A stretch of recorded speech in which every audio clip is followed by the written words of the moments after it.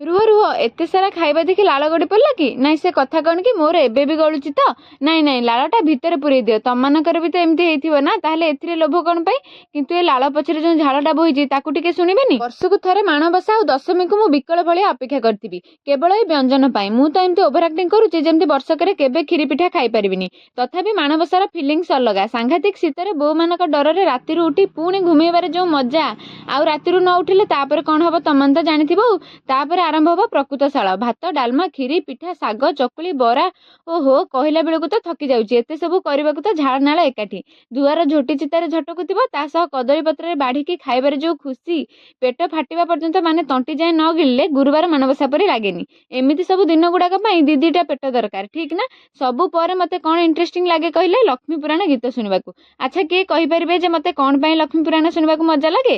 ଯିଏ କହିଦେବେ ମୁଁ ନା କ'ଣ କରିବି? କିଛି କରିବିନି ଆଉ।